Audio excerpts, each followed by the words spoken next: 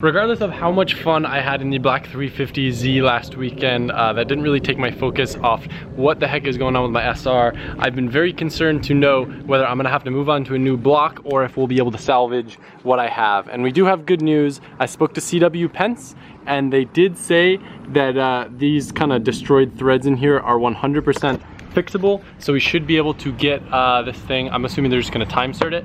So I'm bringing it over there and I'm hoping we'll be able to get this thing back together by the end of the week and get that car tested with the new CD.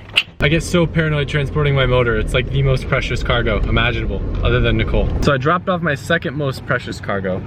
And now I just dropped off my first most precious cargo. Look, Nicole and Brittany are going on a trip. Bye guys.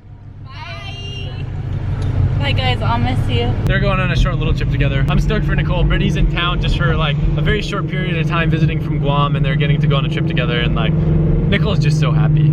They love their trips together. All right, we've now essentially fast forwarded a day for lack of a better explanation. I just wasn't really feeling much myself, and when I'm not really feeling myself, I just kind of prefer not to vlog. Not even so much though that I'm trying to like put off a fake front like I'm always really happy in videos. I just don't like putting something out there if there isn't like a lot of positive energy, because I like these videos to be fun rather than something that'll like drain you.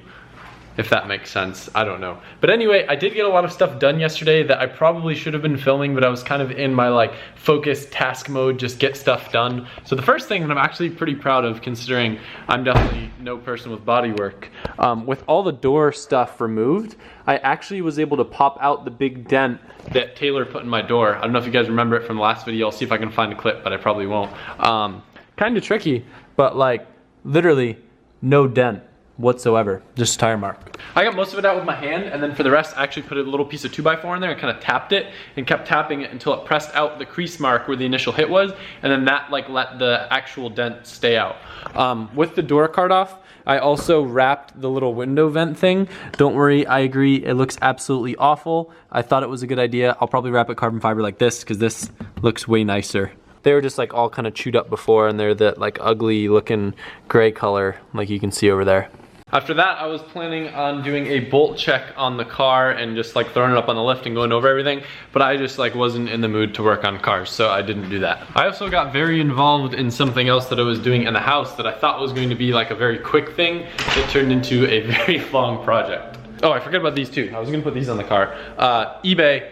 Really cheap ABS side splitters I was gonna put on the 350Z. I wanna leave them stock side skirts because they fit nicely and they're plastic, so they won't like break easily, but it'll make it have a little bit extra flair, and then they're cheap, so if they break, whatever. Since the car's black, you can't really see black side splitters, so I tried to do a little bit of a Hot Boy gold vinyl line on the side. I really don't know how it's gonna look, and I may regret it because that side splitter might leave a little bit of extra protruding stuff on the side of the car, so when a wheel hits the car, it might rip the side skirt off now, basically, instead of just, I don't know. It might be a bad idea, who knows. This cut on my hand, you guys missed it. I could have made a video where I cut my hand, and I think I cut my finger too. You can't see it, but lots of cuts. So, what took up most of my time yesterday were these things right here. With my rig, I've just been having a hard time getting pedals to feel the way that I want them to feel, and Nicole went ahead and got me like the most baller pedal set ever for my birthday. But for whatever reason, the clutch pedal was like super high and sticking out super far, and even with all the pedal adjustments, because they are highly adjustable, I still couldn't get it where I wanted. So I had to essentially like redesign the entire mechanism. So basically this rod for the pedal that actually does the actuation used to connect up here, so it essentially pushed the pedal much farther out. So I had to like, there's like a pivot point in here, there's like a greased little slider that does all the pivoting, so I had to like drill a very precise hole down lower, and then stupid me didn't realize that when I change the point at which that rod rotates, I made it so it essentially over-centered like a tie rod, and then it wouldn't press in at all. So on top of relocating that point, I had to create like a spacer bump stop to make sure that it wouldn't press too far down and wouldn't go back to the point where this like bows inward and doesn't press anymore.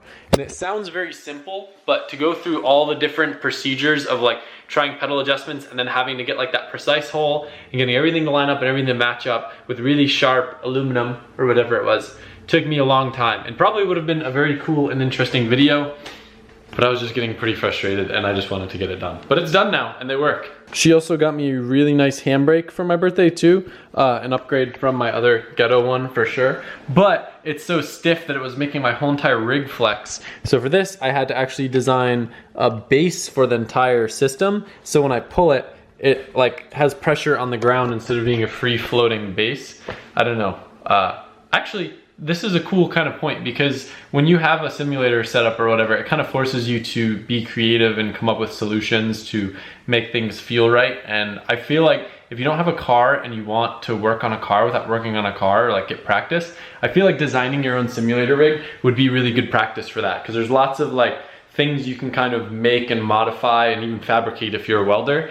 And there's very low risk because you don't have to worry about a handbrake breaking and crashing into something because it's a simulator. So that's kind of cool. Such a mess right now. I kind of want to switch to just like one big screen since I don't use the triples anymore. It would just look way cleaner. And then like people could watch instead of watching on a little screen. So my plan for this day, I'm hoping that my motor will be done from the machine shop, and then me and Alberto were planning on just like kind of putting in some hours and getting the car back together. But until then, I'm gonna go over the 350Z because I might be driving it at an event very soon and I wanna just make sure there's no loose bolts or anything. So I think it'll be kind of interesting to see after we did all that new suspension stuff, all the new Wise Fab and everything, to see like what the weak points are and what bolts we're gonna have to keep checking. So I'm gonna throw it up on the lift and then we're gonna try to do a pretty comprehensive bolt check. It's kind of funny because when I'm not filming, I feel like I'm 10 times smarter with cars. So I think I told you guys that I had the hatch issue where I had to ratchet strap it down because the locking mechanism just stopped working.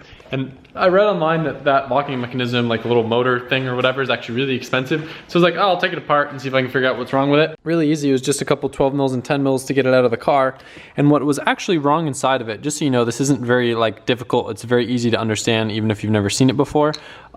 This little mechanism, like gears and stuff, I don't know.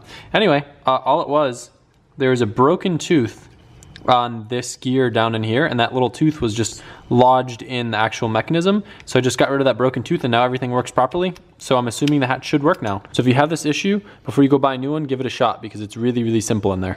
Yet another thing that I fixed that I totally forgot to film because I've been in this weird funk. I fixed the splitter where it was all cracked and everything. I basically cut it and kind of radiused it to smoothen it out and then just put the rubber edge back on it. So now obviously it's different than the other side, but it looks like a splitter again. Yet another fix, I don't know. I'm just getting really lucky, I guess, lately. My handle for my door stopped working the other day to where it wasn't opening the car. Internally, I was gonna replace the door handle, but those are kind of expensive, so I looked at it internally, and sure enough, there's this little like blue piece that a rod from the door handle pushes into, and it had just gotten worn out, so it wasn't really getting pressed down anymore. Put a little zip tie on the end of the rod so it would actually like hit the blue thing. Now, I have my door. Bad news though, that one event that I did with bad windshield wipers, never again. Look what it did. Scratched my windshield all up. Comment below if there's a way to fix this. We already tried buffing it out and it was way worse before, but sad. Look, I wrapped the little piece in here. Not orange this time, carbon fiber. Looks way better than that does. Look at that. So clean. I actually did have a cream door handle laying around, so I did crinkle black on it. I was gonna try that, but I was like, nah, I'll just see if I can fix it first. And I did. Also have this piece that I just laid some crinkle black on. I don't know if I like how it looks. We'll see how it looks in the car, but not terrible. I wanted to use black trim paint, but I didn't have any. Not the best lighting right now, but here's a good kind of finished look at what the interior looks like, all cleaned up and everything. Definitely happy with how it looks. Good missile car. Forgot to mention when I had the car up in the air, I actually really didn't find anything loose on the car. It probably helped also that the car was just at Phillips and they did an alignment on it, so I'm sure if there's anything loose, they would have tightened it up. But I still did beat on the car quite a bit after that. I did, however, notice though, one of my axle boots was torn open completely. Maybe I hit it on the compound, maybe it's just old and messed up, but it literally like exploded all my axle grease all over the underside of the car. Sorry, someone just keeps texting me. So basically what I did, I just put some duct tape around it. I could like go and replace the boot, but it would be easier just to get another axle since Will at Lashik, or the Z-Plug, whatever you want to call them, has so many axles and they're so cheap. Replacing the boot on the axle would actually be quite a pain. So anyway, that's it. I'm really hoping for tomorrow's video I can get my motor back so we can actually get like a lot of stuff done. I really want to get my 240 back up and running and feel like we've gotten stuff done and hopefully get back on like a better track and schedule, and not track like physically track, but like life track. Sorry for going a little while without uploading, but I appreciate you guys. And to make it up to you guys, I'm gonna try to live stream soon, either tonight or tomorrow probably.